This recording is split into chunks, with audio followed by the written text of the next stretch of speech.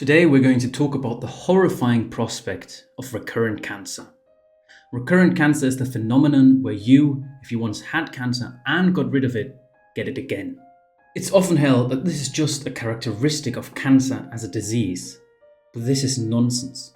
It is, however, a characteristic of our horrid state of cancer care, because modern cancer care doesn't heal cancer.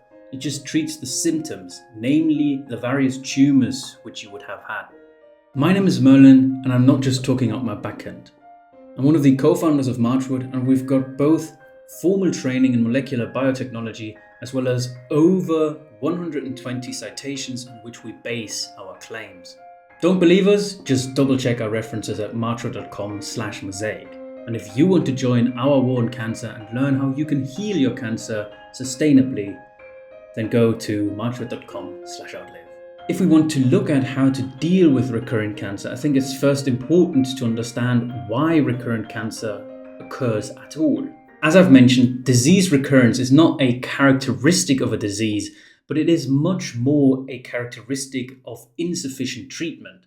And that can happen with cancer. It can also happen with tuberculosis. It's not specific to cancer. And it's only logical that if a treatment suppresses symptoms but doesn't heal the underlying cause of the disease, that the symptoms will re-emerge given time. If we look at cancer care, our modern treatments only suppress the symptom. The symptom of cancer, of course, being the abnormal growth of the cells. Chemotherapy, radiotherapy, immune therapy, and surgery only work to suppress these symptoms. Surgery just outright removes the tumor, and the other three try to kill the cells in the tumor. But none of these treatments actually treat the underlying cause of cancer. And of course, if we don't treat the underlying cause of a disease, we will have disease recurrence. This is just simply logical. So now we know why it happens. But how does it actually happen? How do you go from a cancer-free patient to a recurrent cancer patient within months? A mammalian cell, and this includes human cancer cells, needs about 24 hours to go through a cell cycle. A cell cycle is just the process of the cell growing, duplicating its genetic materials, and then splitting into two daughter cells. So it takes 24 hours for the cell count to double. And this is where it gets unintuitive.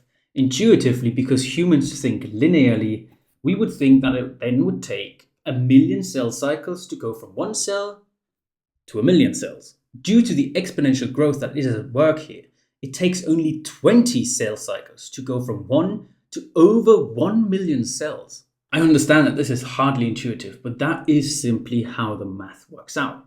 And I think we can now take this hypothetical state and plug it back into the problem of cancer recurrence and understand why it is so common. As we've seen, it's enough that one single cancer cell slips through the cracks, because this one single cancer cell can expand very rapidly. If we take this one single cancer cell, which slipped through the cracks, we can calculate, assuming optimal nutrition obviously, that the cancer cell, the single cancer cell, will expand from 1 to a cell count of 32 within 5 days, to a cell count of over 1,000 within 10 days, to a cell count of over 1 million within 20 days, and then of course over 1 trillion in 40 days. And if we now know that the average human has a cell count of approximately 30 to 37 trillion cells, a single cancer cell, assuming optimal nutrition, can outgrow the entire weight of our body within 46 days. Yes, you heard that right.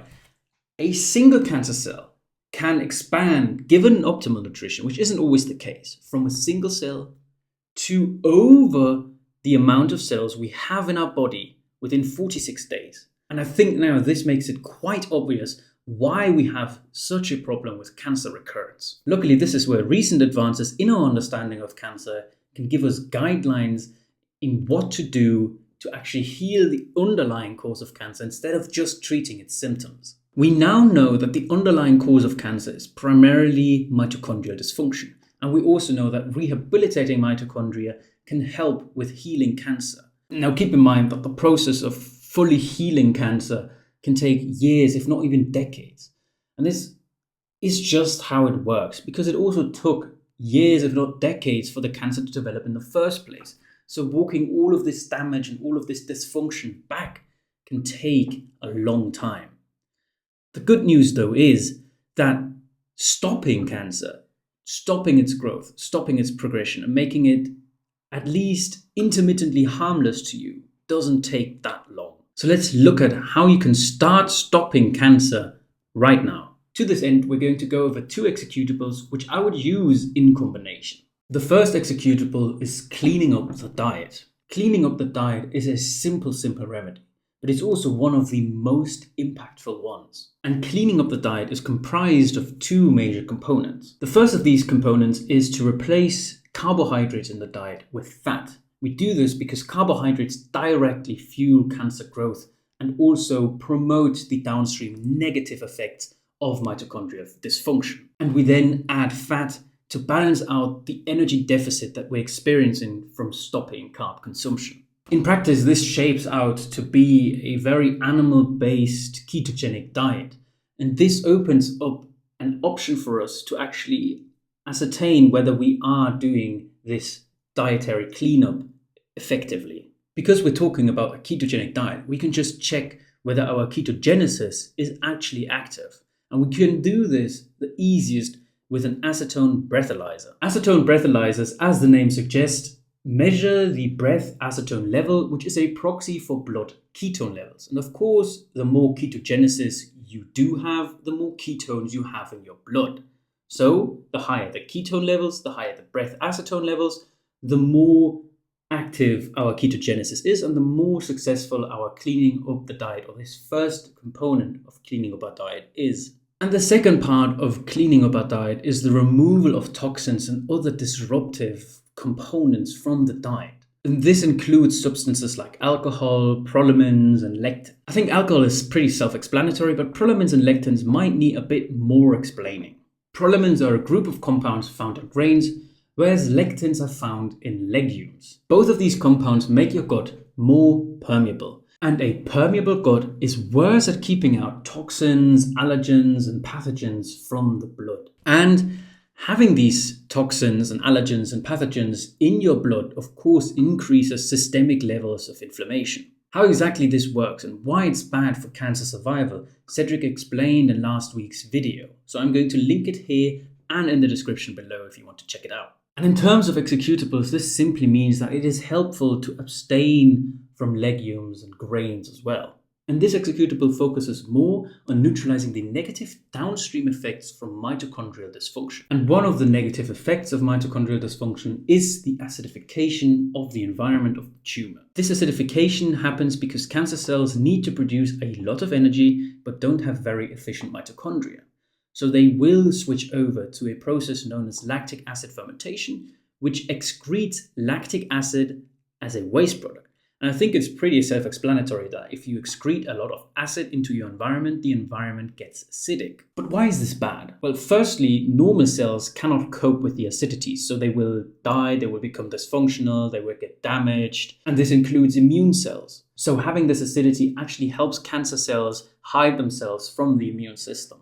But the acidity also has other negative downstream effects. For example, acidity directly promotes the progression of cancer and also the spread of cancer in a process known as metastasis. The good news is that cleaning up the diet already stops new acidification from happening, but it does not neutralize already existing acidosis, meaning already existing acidification. Now, you can help the neutralization of this acidosis by supplying your body with what is known as equivalence alkali. These equivalence alkali are basically just body internal bicarbonate. And for once, intuition and biology line up because you can actually help the neutralization of this acidification by just supplementing bicarbonate. And you can supplement this bicarbonate either directly in the form of sodium bicarbonate, which is just baking soda, making it easy to start today, or you can supplement bicarbonate in the form of trisodium citrate, which is metabolized directly into bicarbonate. Both of these supplementation strategies work well and are basically equivalent for all intents and purposes.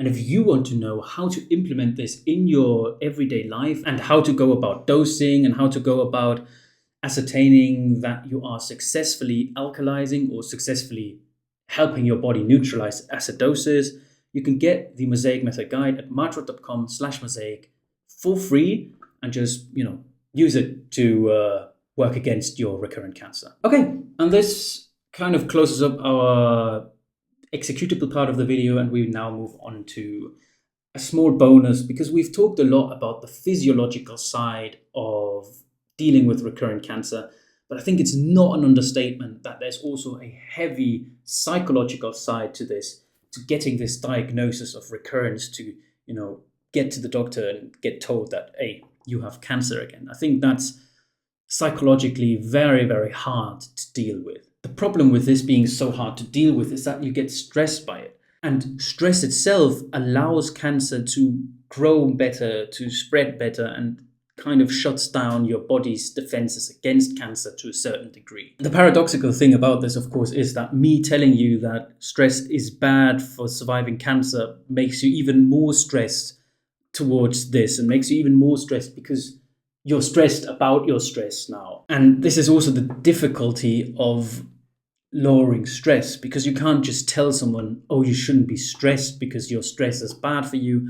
You have to kind of cultivate a less stressful state, if that makes sense. And if we look at the origins of the human species, we can kind of see how we might go about building an environment where we just simply by nature feel less stressed. Humans, for example, are nomadic social creatures. The social part of this is pretty simple. It means that we need to be in constant connection and conversation and interchange with other humans, especially with other humans that we like, right? So increasing social exposure with your family. And it doesn't mean always conversation. It can mean a good hug. It can mean just sitting together in the same room in silence and reading together, just this companionable silence, as it's often called.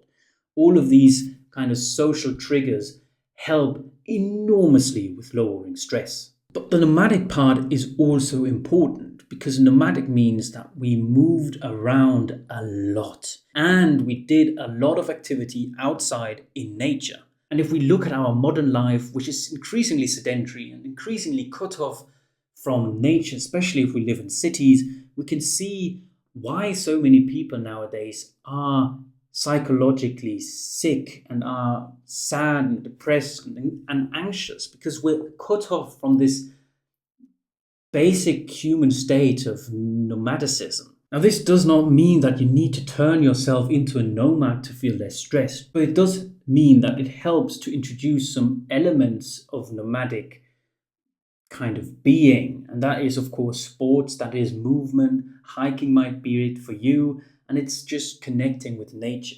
And if you're in a city, for example, this means to just go out into a park and to listen to the birds, to look at the doves, to listen to the frogs at the pond, right?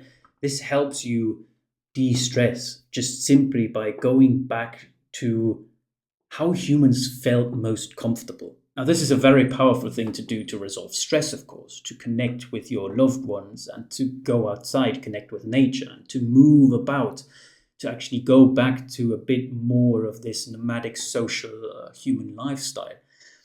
But there are also other things you can do. For example, you can lower your stress from a stressor by solving the problem that is stressing you. It's pretty obvious that if you're stressed because you're in a bad situation and you work to solve this situation and get out of the situation, that you will become less stressed.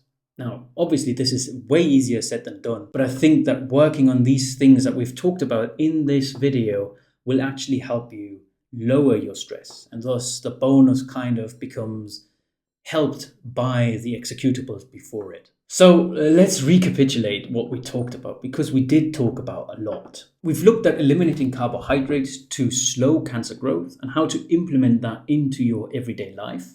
We've touched on the importance of prolamins and lectins and why they are unhelpful to the resolution of cancer. We've talked about the acidification of cancer and how we can help our body neutralize this acidosis to stop the negative downstream effects of this acidity. And lastly, we've looked at methods we can use to lower stress to improve cancer survival. Now, these things aren't easy, so if you want help with this and socialize with others that are going through the same fight as you can join our community project at marchwood.com/outlive. And the project is still in the build-up phase, so if you join now, you're going to stay with the price that you join at for the rest of your life. And in this community project, we aim to provide a comprehensive training and education program around cancer and around dealing with cancer and around healing cancer and all the kind of small tips and tricks that we've learned along the way. On top of this, we want to provide a platform for socialization as well. And we want to do this both online in the form of kind of community calls, but we also want to do this in person in a type of retreat style events for people who are interested. So if you're interested, you can join us at marchwood.com/outlive. I hope to see you there, but in any case, thank you for your time and trust. And I hope that this video has been of help. If it has been of help, then of course don't hesitate to share it. With that all being said, God grant you swift healing and lasting health. Cheers.